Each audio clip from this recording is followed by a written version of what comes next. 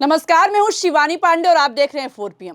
America ने जंग के इतिहास का सबसे बड़ा कूटनीतिक विश्वासघात किया है। एक तरफ इस्लामाबाद में मीटिंग ऑर्गेनाइज हुई है, तो वहीं दूसरी तरफ ईरान में अमेरिकी सेना घुस गई है।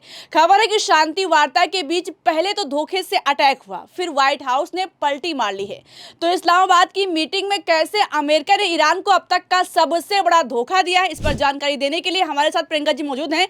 प्रियंका जी, मीटिंग में बुलाकर धोखे से पीछे से अटैक करने का क्या मतलब बनता है? आखिर अमेरिका क्या चाहता है? अमेरिका चाहता तो ये है कि ईरान सरेंडर कर दे, जो कि कभी हो नहीं सकता। इसीलिए इस्लामाबाद में शांति वार्ता का ड्रामा किया गया है। पहले तो उपराष्ट्रपति जेडी वेंस ने ईरान की शर्तों के सामने सरेंडर कर दिया, फिर कुछ ही घंटों में व्हाइट हाउस ने पलटी मार दी है, तो पूरी दुनिया में तहलका मच गया है। तो आखिर ऐसा क्या हुआ है कि इस्लामाबाद पहुंचे जेडी वेंस को डोनाल्ड ट्रंप ने बुरी तरीके से फंसा कर रख दिया है, आपको बताएंगे। लेकिन खबर में सबसे पहले शुरुआत अमेरिका की तैयारी से करते हैं कि किस तरीके से अमेरिका बड़ा धोखा देने वाला है, और या फिर यूं कहें जंग के इतिहास का सबसे बड़ा धोखा ईरान को देने की तैयारी कर चुका है। खबर आप देख सकती हैं, राइटर्स के हवाले से खबर चलाई जा रही है कि एक तरफ तो शांति वार्ता चल रही है, एक तरफ तो डोनाल्ड ट्रंप ने सीज फायर का ऐलान किया है, वहीं दूसरी तरफ ईरान में तैनाती लगातार बढ़ाई जा रही है। पहले 50,000 अमेरिकी सैनिक तैनात थे, अब इनकी संख्या बढ़ा दी गई है। खबर यह भी निकलकर सामने आई है कि थाउजेंड्स ऑफ मरीन्स ईरान की तरफ रवाना हो चुके हैं। ऐसे में आप समझ सकती हैं कि किस तरीके से तस्वीरें साफ करती हुई नजर आ रही हैं कि अमेरिका या फिर यूं कहें डोनाल्ड ट्रंप दिखा कुछ और रहे हैं और अंदर कुछ और खतरनाक प्लान हो रहा है। मतलब पहले तो सिर्फ कयासबाजी की जा रही थी, और अब तो ट्रंप का बयान भी निकलकर सामने आ गया है। डोनाल्ड ट्रंप ने इस्लामाबाद में चल रही शांति वार्ता के बीचों बीच धमकी जारी करते हुए कहा है कि अगर 24 घंटे में युद्ध विराम नहीं हुआ तो अमेरिका अब तक का सबसे खतरनाक हथियार ईरान के खिलाफ इस्तेमाल करेगा। तो आप समझ सकती हैं कि डोनाल्ड ट्रंप साम दाम दंड भेद हर एक तरकीब अपनाना चाहते हैं। वहीं दूसरी तरफ डोनाल्ड ट्रंप की मंशा से हर कोई वाकिफ है। आपको बता दें शिवानी, CNN की एक्सक्लूसिव रिपोर्ट निकलकर सामने आई है। इस रिपोर्ट में दावा यह कर दिया गया है कि चाइना ईरान के सपोर्ट में आ गया है, और चाइना ईरान को तीसरे मुल्क के रास्ते से अब तक के सबसे खतरनाक हथियारों को ट्रांसपोर्ट कर रहा है।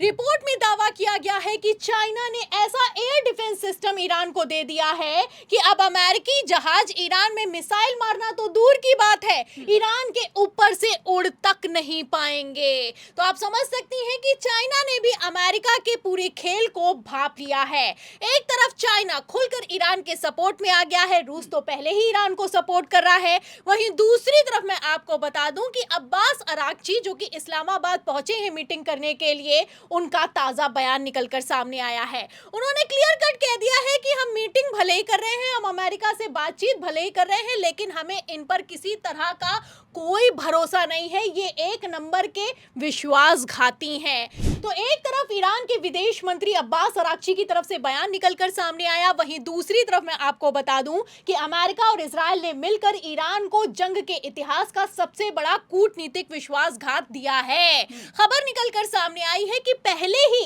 ईरान अमेरिका के साथ मीटिंग करने के लिए तैयार नहीं था। ईरान ने शर्त रख दी थी कि जब तक लेबनान पर अटैक नहीं रुकेंगे तब तक मीटिंग नहीं होगी। आपको बता दें शिवानी, खबरें तक चलाई जाने लगी कि शुक्रवार को ही ईरान की टीम इस्लामाबाद में पहुंच गई है। इन खबरों तक को ईरान ने खारिज कर दिया और कहा कि कोई टीम नहीं पहुंची है, और जब तक लेबनान पर अटैक नहीं रुकेगा तब तक अमेरिका से बातचीत नहीं होगी। फिलहाल यहीं पर अमेरिका ने खेल किया, क्योंकि अमेरिका ये अच्छे से जानता था कि अगर इस्लामाबाद में मीटिंग के लिए ईरान नहीं पहुंचा तो सुपर पावर देश की इंटरनेशनल फजियत होने वाली है। ऐसे हालातों में आनन फानन में डोनाल्ड ट्रंप की तरफ से नेतन्याहू को फोन लगाया गया। इजराइल ने भी कह दिया कि हम लेबनान पर अटैक नहीं करेंगे। लेकिन अब मैं आपको बता दूं कि जो लेटेस्ट अपडेट निकलकर सामने आई है कि एक तरफ तो इस्लामाबाद में मीटिंग चल रही है, वहीं दूसरी तरफ लेबनान पर ताबड़तोड़ अटैक किया जा रहा है इजराइल की तरफ से। ये तो हुआ पहला विश्वासघात। दूसरा मैं आपको बता दूं कि ईरान की तरफ से अमेरिका के सामने शर्त रखी गई कि अगर आपको हमसे बातचीत करनी है तो बातचीत तो तभी होगी जब ईरान के जितने भी असेट्स हैं, जितनी भी संपत्ति है, उसे अमेरिका रिलीज कर देगा। आपको बता दें शिवानी कि अमेरिका ने कहा कि हम आपके $6 बिलियन मतलब कि लगभग 50,000 करोड़ रुपए रिलीज कर देंगे। एक तरफ अमेरिका ने वादा किया, वहीं दूसरी तरफ प्रेस टीवी ने इस खबर को लेकर ब्रेकिंग चलाई। बाकायदा राइटर्स की तरफ से भी इस खबर को ब्रेक किया गया, कंफर्म किया गया।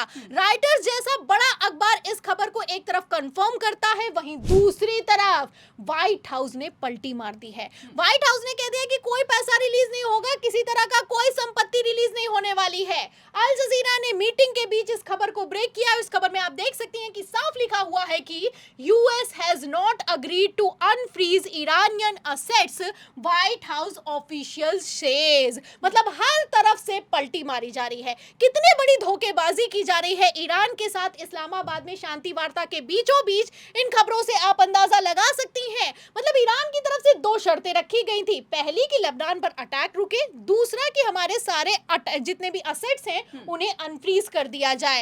ये भी नहीं कर पाए और उल्टा झूठ बोलकर ईरान को धोखे से इस्लामाबाद में बुलाकर ईरान में अमेरिकी सेना को तैनात किया जा रहा है। फिलहाल इसी के चलते अब चाइना ने भी कमान संभाली है और चाइना भी ईरान के सपोर्ट में खुलकर आ गया है।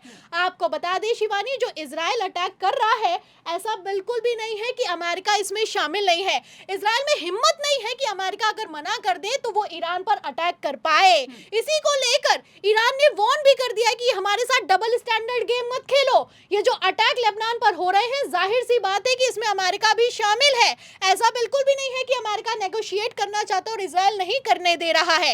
ये दोनों एक ही सिक्के के पहलू हैं। जो अमेरिका कहता है वो इजराइल करता है। तो ईरान ने क्लियर कट कह दिया है कि ये लोग गेम प्लान कर रहे हैं। फिलहाल जहां शांति वार्ता के बीच पेंच फंस गया है, वहीं दूसरी तरफ ईरान ने अपनी 4 शर्तों को आगे कर दिया है। इन शर्तों में साफ लिखा हुआ है कि ईरान का कहना है कि स्टेट ऑफ हॉर्मोज पर ईरान का पूरी तरीके से कंट्रोल रहेगा। जितना भी वॉर में नुकसान हुआ है, जितने भी सैंक्शन ईरान पर लगाए गए हैं, उनको तत्काल प्रभाव से खारिज करना होगा और ईरान के नुकसान की भरपाई करनी होगी। इसी के साथ ईरान का कहना है कि जितने हमारे फ्रोजन असेट्स हैं उनको रिलीज नहीं करोगे तो कोई बातचीत नहीं होगी। और चौथी लास्ट शर्त में ईरान का कहना है कि परमानेंट सीज फायर होना चाहिए, वो भी पूरे रीजन में। मतलब ये नहीं है कि लेबनान पर अटैक कर रहे हो और हम बातचीत करें। फिलहाल ईरान अड़ गया है और ईरान ने जबरदस्त अमेरिका का सामना किया है। जेडी वेंस को पानी पिलाकर रख दिया है। खबरें तो ये भी चलाई जा रही हैं कि जो अब 4 पावरफुल देश हैं उसमें सुपर पावर के तौर पर ईरान भी मर्ज हो चुका है। तो फिलहाल ईरान ने एक तरीके से अमेरिका के पूरे प्लान को फेल करके रख दिया है। एक तरफ ईरान को धोखा मिला है, वहीं दूसरी तरफ चाइना अब ईरान के साथ खड़ा हो गया है। ऐसे हालातों में अगर इस्लामाबाद में युद्ध विराम नहीं हुआ तो अमेरिका का क्या होगा और डोनाल्ड ट्रंप की कुर्सी का क्या होगा, ये देखना होगा। मतलब पहले तो सीज फायर करवाने में अमेरिका नाकाम रहा और अब युद्ध विराम करवाने में भी फेल हो गया है। फिलहाल जैसे हालात बने हैं, ऐसे हालातों में इस्लामाबाद की मीटिंग का क्या अंजाम होगा, इस पर आपको क्या लगता है? अपनी राय बताइएगा और इस वीडियो को शेयर कीजिएगा, लाइक कीजिएगा, साथ ही चैनल को सब्सक्राइब और ज्वाइन भी कर लीजिएगा। देखते रहिए 4PM। नमस्कार।